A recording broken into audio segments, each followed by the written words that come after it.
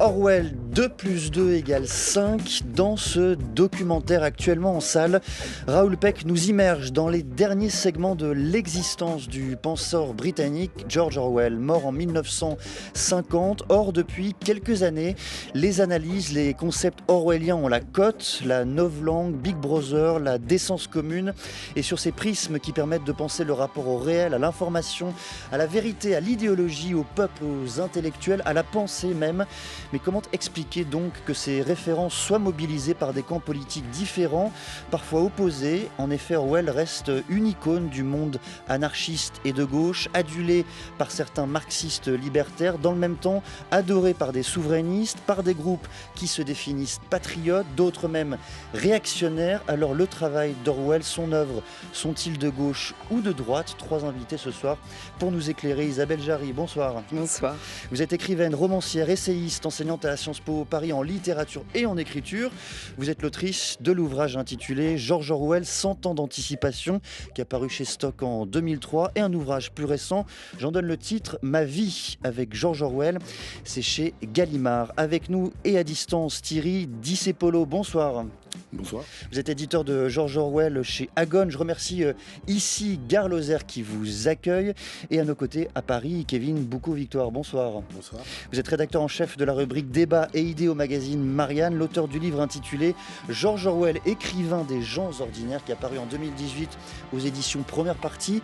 Merci donc à vous trois d'être présents ce soir dans Question du soir.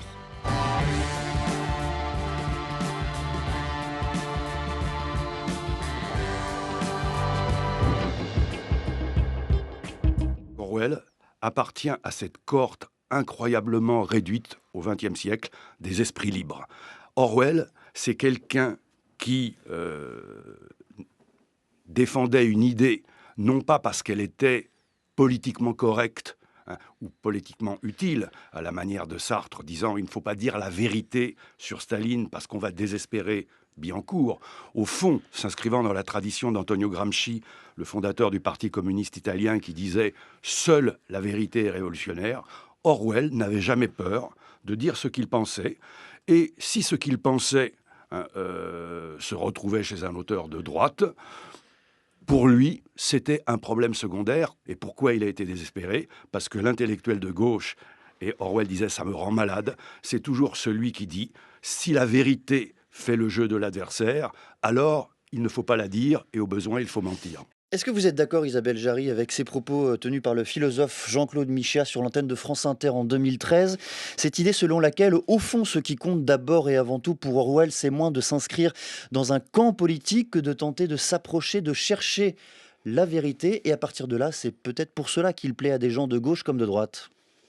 Merci. Ouais, j'avais reconnu Jean-Claude Michéa, ou du moins je savais que c'était lui qui parlait. Penseur orwellien lui-même, en tout cas, Oui, c'est comme tout ça à qu'il fait, se définit. absolument, et auteur de nombreux livres sur Orwell. En fait, je suis pas du tout d'accord avec lui. Je pense que ça comptait pour Orwell de savoir qui parlait. Et c'est quelqu'un quand même qui a toujours été à gauche, qui s'est toujours revendiqué de gauche. Donc je pense que certes, il disait la vérité et il n'avait pas peur de dire ce qu'il pensait, et qu'importe les conséquences que ça puisse avoir, et il y en a eu dans sa vie d'auteur et d'homme aussi. Mais je pense que c'était important pour lui de toujours garder cet idéal de la gauche, bon, qui est celui d'une justice sociale, enfin, etc. Tous les éléments qu'on connaît. Je pense pas qu'on puisse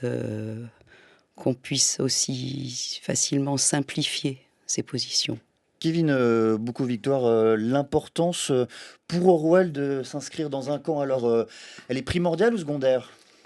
Alors, je pense que Jean-Claude Michéa comme Isabelle Jarry ont tous les deux raison en partie. Je vais faire mon Ah, vous même les temps. réconciliez alors, allez-y. Exactement. Effectivement, Orwell, déjà, n'avait pas, par exemple, honte d'avoir des amis de droite, pouvait exhorter les conservateurs à rejoindre son camp, où il disait en fait, quel que soit son tempérament, hein, le tempérament d'un anarchiste ou d'un conservateur, tout homme qui vous veut le bien devrait participer au socialisme.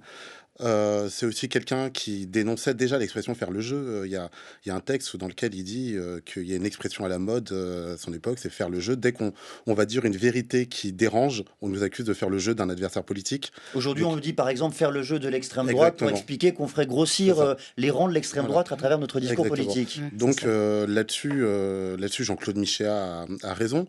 Après, c'est vrai que Orwell, par contre, c'est aussi toujours défini de gauche. Je pense à une correspondance qu'il a pu avoir avec une duchesse dont j'ai oublié le nom, conservatrice, qui voulait en gros allier les anti-staliniens ensemble. Et il lui répondait je suis de gauche et c'est avec ce camp que je veux travailler, peu m'importe la haine que m'inspirent les communistes totalitaires.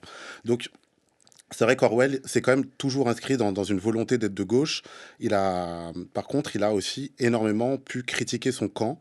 Et c'est aussi quelqu'un qui n'était pas sectaire et qui pouvait très bien dialoguer avec des gens de droite et qui n'avait aucun problème. La droite s'arrêtant quand même, enfin les gens fréquentables pour lui s'arrêtaient quand même au fascisme. Comment comprendre alors, Thierry Discepolo, que George Orwell, on l'a bien compris, se revendique lui-même comme étant de gauche, comme un penseur de gauche, et dans le même temps, dans le débat contemporain en France, beaucoup de souverainistes, de gens beaucoup plus marqués à droite, se revendiquent orwelliens, ou en tout cas se réapproprient les concepts orwelliens. Alors déjà, il est assez facile d'être beaucoup plus marqué à droite qu'Orwell, ça vient même très vite. Orwell serait aujourd'hui vraiment marqué, vraiment très très à gauche par rapport à l'échiquier politique actuel. Quant aux raisons pour lesquelles, effectivement, on le retrouve revendiqué par divers camps un peu étranges, le premier point, sans doute, c'est qu'Orwell a été un critique des intellectuels de gauche. Il n'y a pas de doute, mais cette critique, il l'a présentée comme une critique à l'intérieur du camp de gauche. Donc, évidemment, on peut comprendre que des tas d'autres courants utilisent sa critique des intellectuels de gauche contre sa concurrence. Voilà. Donc, effectivement, les souverainistes en particulier.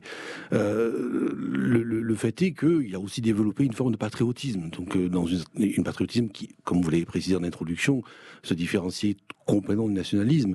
Et à ce titre-là, donc, on comprend qu'il ait pu être repris par des souverainistes. Mais son patriotisme était marqué clairement comme une modalité de socialisme. Ça a été martelé tout au long de sa carrière.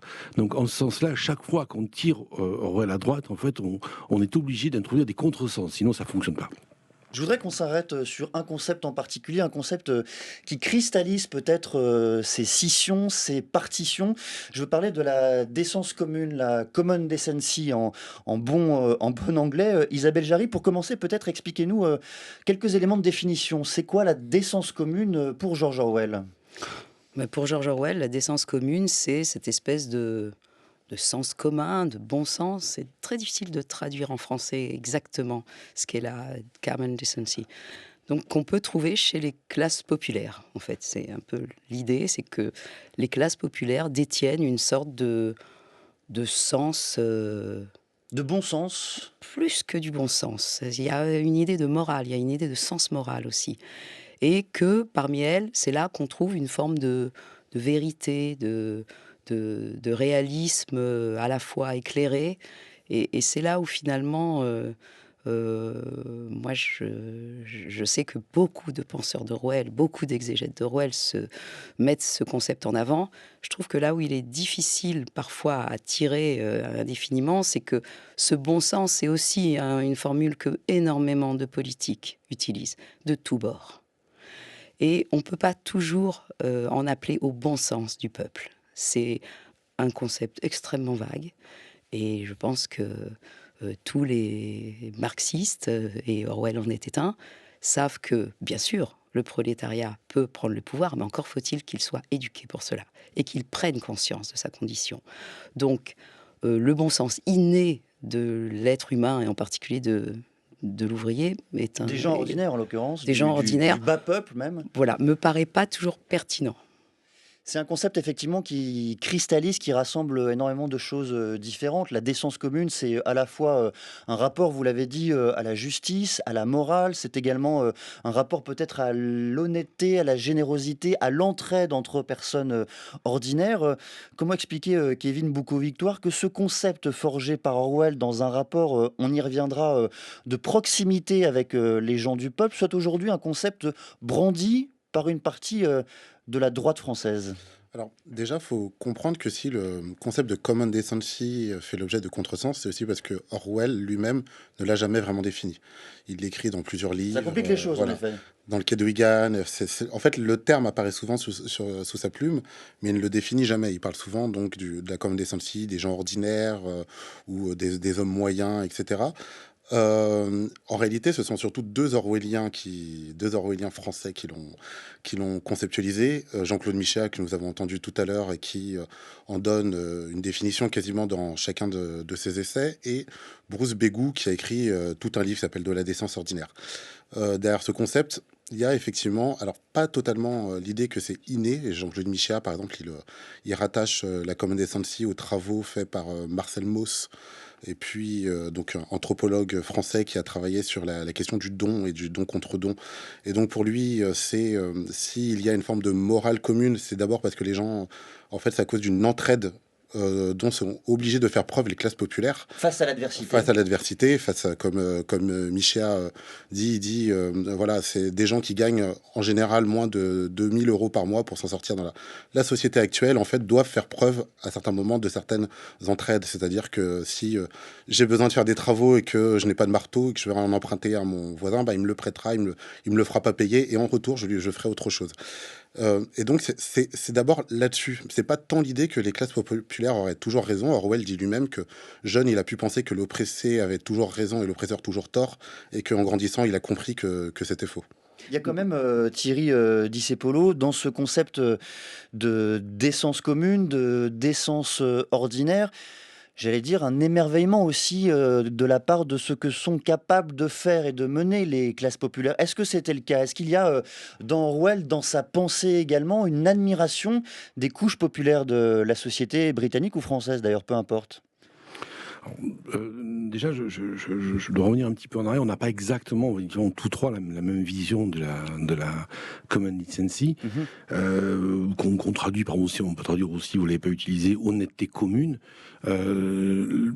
Effectivement, Orwell n'est pas un théoricien, n'est pas un philosophe, donc il n'a pas une définition conceptuelle, mais en revanche, on trouve de manière assez claire au fil de son œuvre un ensemble de définitions qui permet de ne pas douter de ce qu'il en est. Évidemment, liberté individuelle, vérité objective, existence de justice et d'égalité, abolition de tout privilège héréditaire, ce qui est très important en Angleterre, notamment dans le domaine de l'éducation.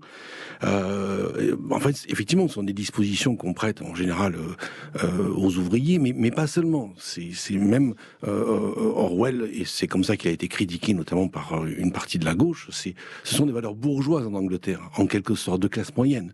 Et c'est un concept qu'on va trouver, qu'on retrouve décliné aussi assez proche de concepts comme le sens commun, c'est-à-dire qui est au sens du rapport à la vérité, mais qu'on va trouver même dans des concepts qui ont été théorisés, comme par exemple celui de l'économie morale de la foule. C'est un historien anglais, P. Thompson, qui en parle, qui est la réponse des foules à une injustice économique. Donc c'est quand même assez précis pour que ça ne flotte pas et que ça soit pas, et qu'on l'utilise pas n'importe comment. Alors notamment, ont été cités deux Orwelliens. Enfin, je vais en citer un troisième qui est Jean-Jacques Rosard, qui est, évidemment, qui est celui grand philosophe français.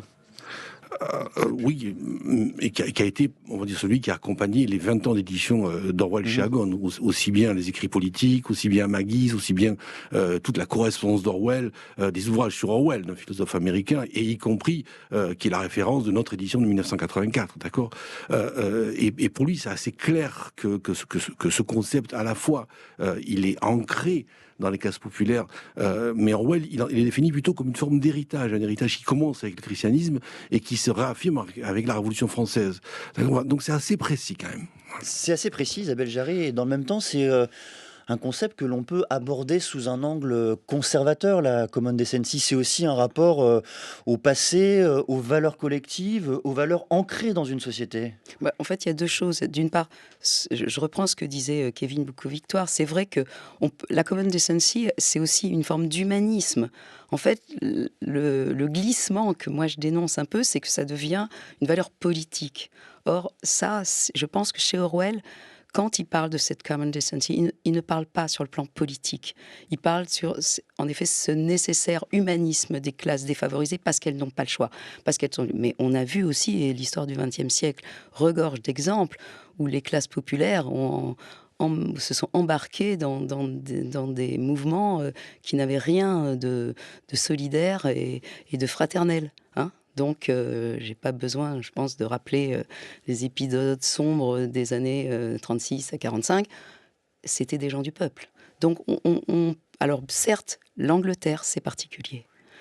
Mais, et d'ailleurs, Orwell il y a aussi un élément qui, je pense, est important dans cette forme de récupération qui peut être la sienne par la droite, voire l'extrême droite, c'est son côté traditionnalisme. Il est très attaché aux traditions, et en cela, il se sépare. Pourquoi ? Pour quelle raison, d'ailleurs, opère-t-il cet attachement pour la tradition ? Parce qu'en fait, il considère qu'une société ne doit jamais se détacher de son passé, ne doit pas faire table rase du passé, justement. Ça, c'est son grand différent avec la gauche classique, traditionnelle, révolutionnaire, communiste. Et ça, pour lui, c'est pas possible. C'est-à-dire que il a écrit des textes magnifiques sur l'Angleterre, exaltant les vertus de sa nation et de sa patrie. Et il considère qu'en fait, sans se retourner sur son passé, sans avoir ces choses qui nous constituent, on ne peut pas créer l'avenir. On ne peut pas avancer délesté de notre passé. Et ça, c'est évidemment un argument que reprennent beaucoup de conservateurs. L'attachement à la tradition, aux valeurs qui nous sont héritées de nos pères, etc. Je pense que chacun d'entre nous peut avoir un attachement au passé, en effet. Mais c'est pas pour autant que ça interfère dans notre vision politique du monde. Vous êtes d'accord, Kevin Boucaud-Victoire, c'est aussi ce rapport à la tradition, au passé que viennent chercher certaines franges conservatrices du spectre politique français. C'est ça qu'il trouve dans Orwell présentement ? En partie, effectivement. Orwell défend énormément les valeurs, les traditions anglaises, même jusqu'à la cuisine anglaise, ce qui me paraît une folie. Et d'ailleurs, l'un de ses livres politiques, de ses manifestes politiques les plus importants, ça s'appelle Le Lion et la licorne. Socialisme et génie anglais pour le sous-titre, livre que j'ai préfacé il y a quelques années. Et en fait, dedans, Orwell développe tout un programme socialiste, mais explique dans un premier temps quand même que la gauche, que le socialisme en fait ne peut pas se couper des classes populaires. Et s'ils veulent vraiment faire la révolution, il faut embarquer les classes populaires et donc il faut épouser aussi sa vision des choses. Il écrit par exemple que le révolutionnaire s'active pour rien s'il perd contact avec la common decency. Avec la décence commune dont nous parlions. Exactement. Il explique que malgré tout, le prolétaire avait toujours une patrie, ou en tout cas, il dit que la théorie selon laquelle le prolétaire n'a pas de patrie dans le réel est absurde, et donc il faut aussi récupérer ces valeurs patriotiques. Ensuite, dans la common decency, il y a aussi cette idée, chez lui, c'est d'abord que certaines choses ne se font pas. Et donc, il y a l'idée que certaines choses peuvent être effectivement immorales et voilà, elles peuvent être choquantes, etc. Maintenant, là où on pourrait nuancer quand même, c'est que certes, Orwell croit dans certaines traditions et dans la perpétuation de certaines traditions, mais il n'en fait pas forcément quelque chose de totalement fixe. Il y a ce truc où il dit quel point commun entre l'homme que je suis aujourd'hui et l'enfant que j'étais et dont ma mère conserve une photo dans son portefeuille. Aucune, mais je reste la même personne, et c'est la même chose entre l'Angleterre des années 1860 et l'Angleterre des années 1940. C'est-à-dire que un siècle est passé, l'Angleterre n'a plus rien à voir, mais ça reste l'Angleterre. Tout ça pour dire que, en fait, les choses, Orwell n'est pas contre le fait que les choses évoluent, il pense qu'elles peuvent évoluer, mais effectivement, elles n'évoluent pas en faisant table rase.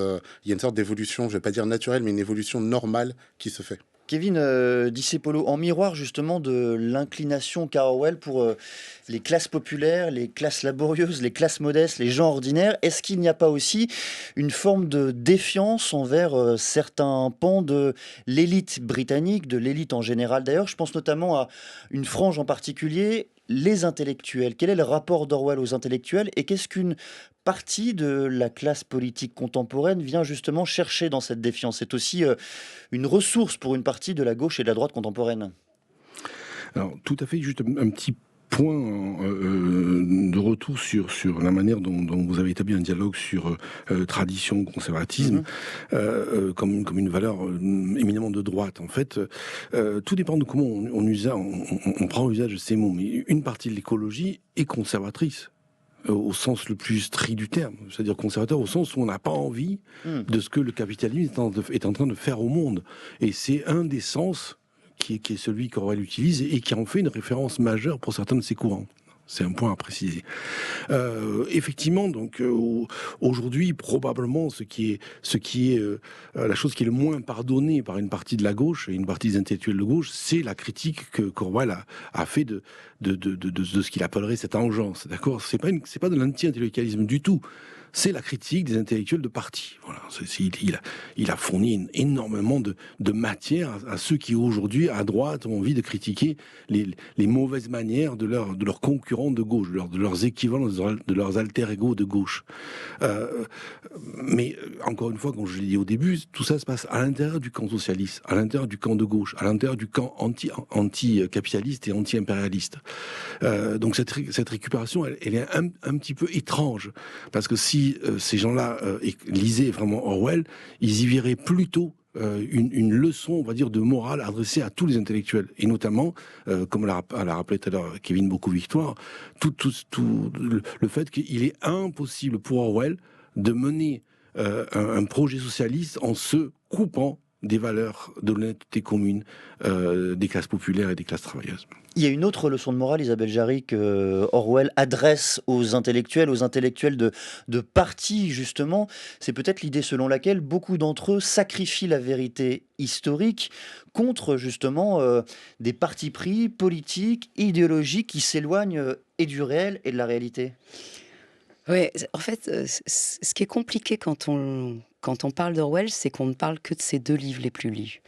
Et 1984 et La ferme des animaux. Et on ignore beaucoup, en France en particulier, toute la quantité absolument énorme de ces écrits d'essayistes et de journalistes.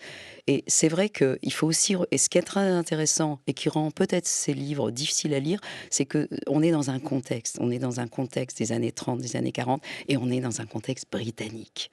Et ça, pour nous, Français, c'est quelque chose d'un peu étrange. Et je précise aussi qu'on est dans des milieux sociaux. Quand on lit Le Quai de Vigan, on est dans un milieu ouvrier très particulier. Exactement. Donc, mais ce que je veux dire, c'est que Orwell, et ça c'est très, très justement dit par Thierry Discepolo, Orwell, il s'inscrit dans un courant, c'est très fécond, ces années 30, 40, il y a énormément d'idées qui fusent, et je pense que sa critique vient aussi de sa personnalité, qui était quelqu'un d'extrêmement critique, avec un esprit très acéré, et parfois acerbe, et ça dès le lycée, ses camarades même des public schools le disent, il avait un féroce, une griffe absolument terrible, et il va le conserver toute sa vie, ce qui lui permet d'avoir un grand discernement également, et de voir, et puis lui-même, de voir chez ses camarades et compatriotes les défauts propres à leur classe.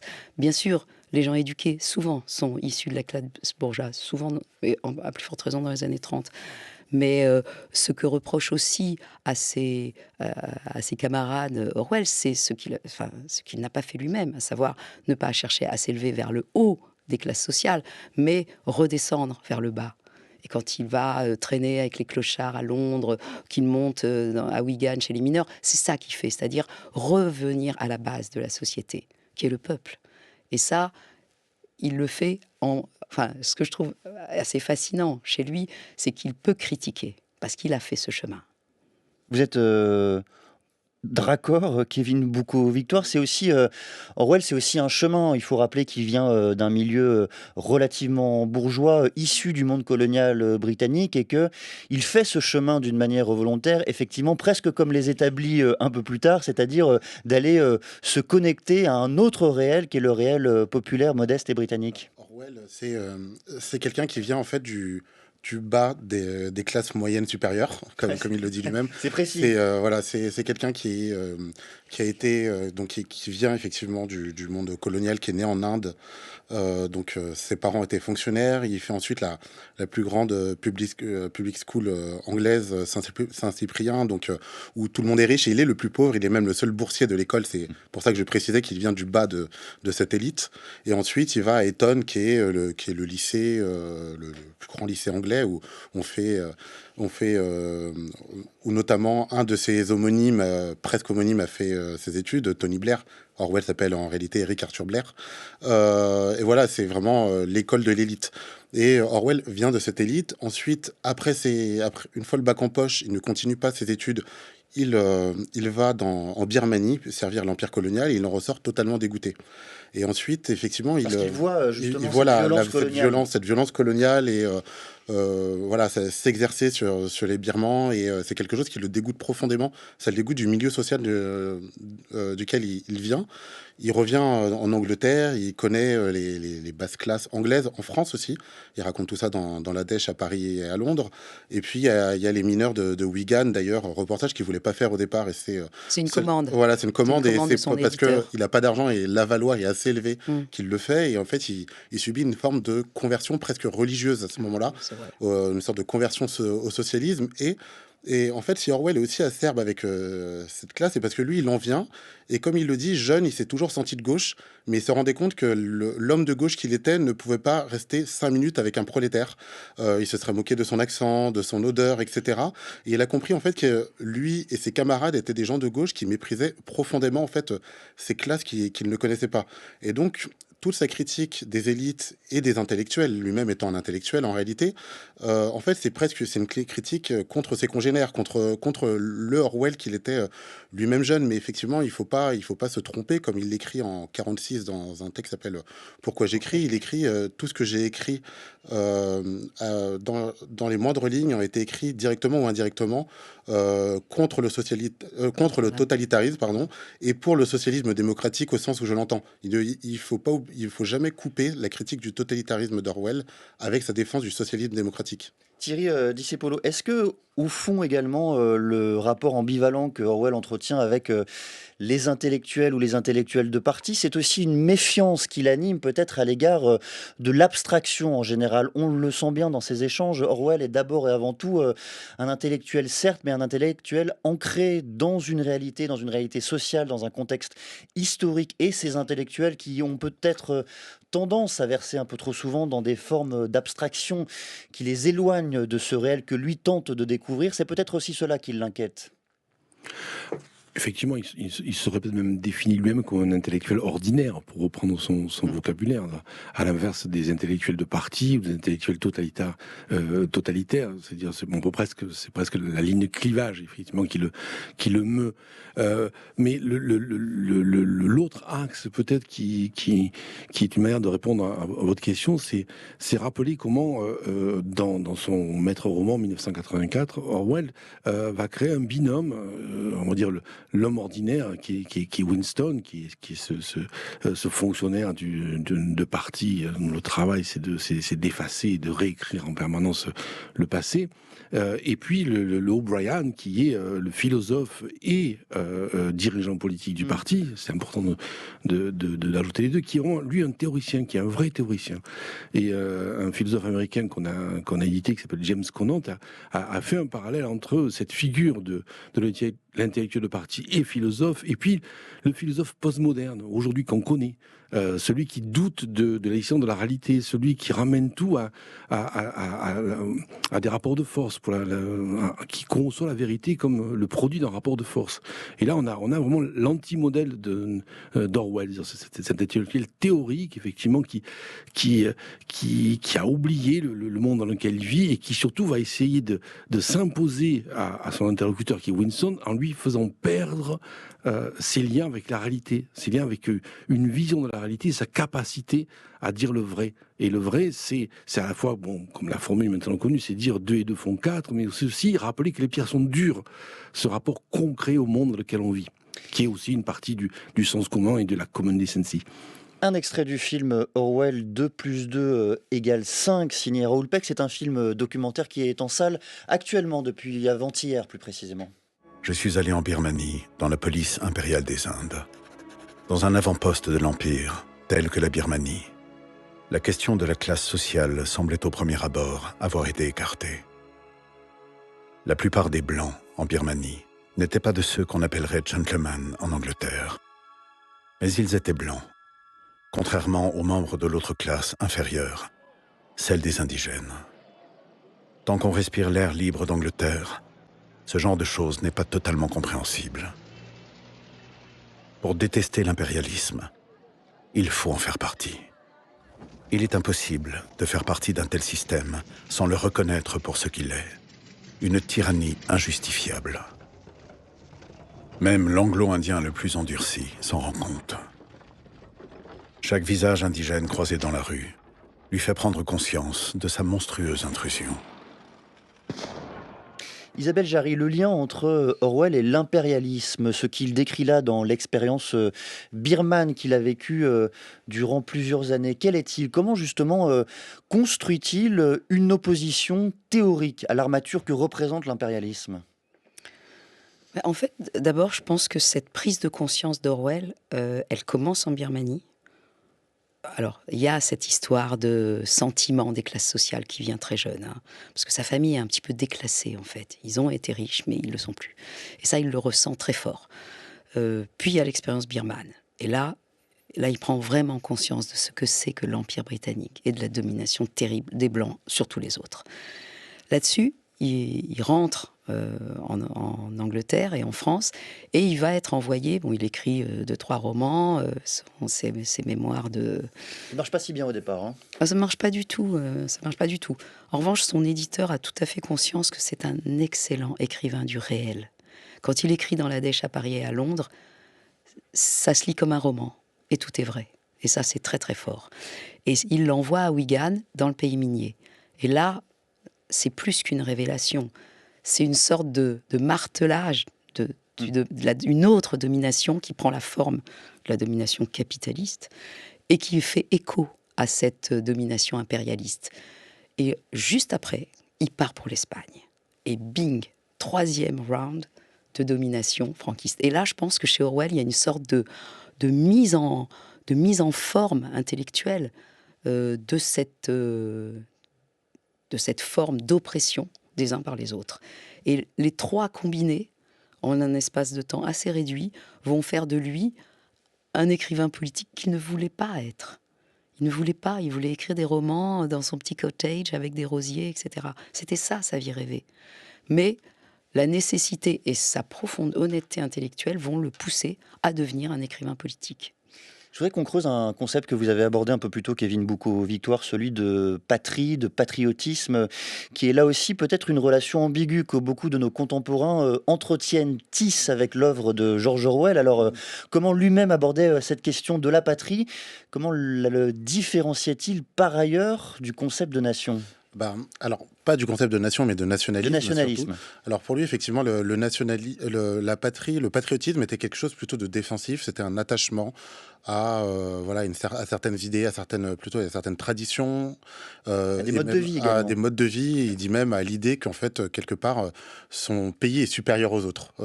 Il dit ça. Mais c'est quelque chose qui est gauche, plutôt... ça ? Alors, ça peut être de gauche, ça peut être de gauche, Ah bon. parce que, justement, je vais y venir, c'est parce que c'est quelque chose qui est chez lui défensif. Je dis défensif, notamment, c'est ce qui fait qu'il il s'engage durant la Seconde Guerre mondiale pour défendre l'Angleterre contre les bombardements nazis. Et en fait, surtout, il le différencie du nationalisme. Le nationalisme, lui, est offensif, il est impérialiste. En gros... Quand il dit que son pays est supérieur aux autres, c'est pas tant qu'il voudrait voir son pays dominé, c'est qu'en fait, il voudrait que les traditions de son pays se perpétuent. En fait, il voudrait vivre en anglais. C'est surtout ça, quoi. Il est anglais, il vit en anglais, et c'est comme ça. Mais en même temps, il ne voudrait pas que les Birmans ou que les Indiens vivent en anglais, par exemple, ou que les Français, etc. C'est-à-dire, il ne cherche pas à imposer ses valeurs, et surtout, effectivement, l'impérialisme est quelque chose qui le révulse. On en est au point que dans Le Lion et la Licorne, dont je parlais tout à l'heure, à un moment, il rédige un programme en 6 points, un programme politique, et les 3 derniers points, en fait, sont des points tournés vers l'international, où, en fait, qui vaut à la fois à une décolonisation, à une alliance aussi avec les peuples du Sud, et il parle aussi d'une alliance avec les peuples agressés par le fascisme, comme l'Éthiopie. Donc, voilà, c'est pour ça que je dis que ça peut être de gauche. Si on commence en lisant les premiers termes, on peut être surpris, mais quand on voit à quoi il l'oppose et ce qu'il entend réellement derrière ce terme, en fait, on est à quelque chose effectivement de révolutionnaire. Et la preuve en est, c'est que si Orwell, son patriotisme était un nationalisme, il se serait pas retrouvé en Angleterre à essayer de défendre, en Angleterre, pardon, en Espagne, il se serait pas retrouvé en Espagne à combattre le franquisme et à défendre les ouvriers espagnols. Il serait juste resté chez lui, quoi. Votre manière, Thierry Discepolo, d'aborder ce concept de patriotisme orwellien? Bon, je crois que Kevin Boucault-Victoire a dit l'essentiel sur ce sujet. Je n'ai pas grand-chose à rajouter. Il a vraiment dit l'essentiel, et notamment le fait que tout Anglais qu'il était, et surtout tout Anglais pétri de passion pour son pays, il est quand même parti se battre dans un parti groupusculaire d'extrême gauche en Espagne. Donc il était aussi internationaliste, mais pas internationaliste abstrait, une fois de plus. Pas un internationalisme abstrait d'un tel que le parti, un internationalisme concret, c'est-à-dire sur le terrain. Et de la même manière que son patriotisme n'est pas un patriotisme abstrait. C'est une passion pour un mode de vie, et il défend chez lui ce mode de vie comme il considère que chacun doit le défendre à l'intérieur de sa propre culture, comme l'a dit Kevin Boucault-Victoire tout à l'heure. Il est internationaliste au sens où il considère que chacune des patries a droit à défendre sa culture. Voilà. Vous avez souhaité réagir, Isabelle Jarry?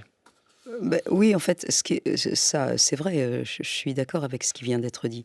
Ce qu'il faut comprendre aussi, c'est que Orwell, qui était plutôt pacifiste avant la guerre, face à la réalité du danger, il change d'avis. Et comme on le sait, il n'y a que les imbéciles qui ne changent pas d'avis. Tout d'un coup, il y a une urgence. Il y a l'urgence espagnole. Quand il dit ce fascisme, il faut bien que quelqu'un l'arrête. Donc il est prêt à s'engager. Et il s'engage. Il fait plus que. Il ne va pas discourir, il va se battre dans les tranchées. Voilà. Et il se fait blesser. Ce qui l'oblige à rentrer à Barcelone, justement, à cause de cette blessure qui l'étreint. Et. Sur sa capacité, justement, à changer d'avis. Voilà. Et puis, il est pacifiste avant la guerre, mais quand. En 40, Londres est bombardée. Alors là, oui, il veut se faire enrôler, carrément. Il essaye. Il n'y arrive pas parce qu'il est en mauvaise santé et on ne veut pas de lui. Et il se met à faire des émissions sur la BBC à destination de l'Empire, justement. Donc il fait des émissions de radio dans lesquelles il appelle à l'unité de l'Empire contre le nazisme. Et ça, ça peut paraître paradoxal, et en même temps, c'est totalement cohérent. Non seulement il change d'avis, mais en plus il y a une dimension qui est absolument touchante chez lui, chez George Orwell, c'est aussi sa capacité à reconnaître qu'il peut se tromper. Je voudrais vous citer la fin de son texte intitulé « Hommage à la Catalogne ». Il écrit « Méfiez-vous de ma partialité, des erreurs sur les faits que j'ai pu commettre et de la déformation qu'entraîne forcément le fait de n'avoir vu qu'un coin des événements ». Fin de citation, c'est aussi cela qui est admirable chez lui, Kevin Boucault-Victoire, c'est une forme d'humilité dans la pensée. Oui, c'est parce que, en fait, Orwell, on a beaucoup dit depuis tout à l'heure que c'est un intellectuel, mais c'est avant tout un être sensible. Et c'est d'abord sa sensibilité qui parle, plus que les grandes idées, que les grandes abstractions. En fait, c'est défendre une certaine idée de la dignité humaine, plus qu'en fait prouver sa supériorité intellectuelle. Merci beaucoup à tous les trois de cette discussion Orwell, de gauche ou de droite. Isabelle Jarry, Thierry Discepolo, merci à Issigar Lozère qui vous a accueilli et qui nous a permis de vous entendre. Merci également à Kevin Boucault-Victoire. Et deux recommandations pour approfondir. La première, la fiction de France Culture, intitulée 1984, réalisée par Volodya Ser. C'est une fiction de son immersif formidable. Et puis, autre recommandation, la lecture de l'hebdomadaire Le 1 qui intitule son numéro Orwell, toujours actuel, point d'interrogation. Et puis évidemment le film de Raoul Peck actuellement en salle. Merci également à celles et ceux qui ont préparé cette émission, Mathias Mégy, Diane Devancey, Antoine Héral, Juliette Moellic. À suivre après le journal Culte des morts, d'où vient notre pratique du deuil.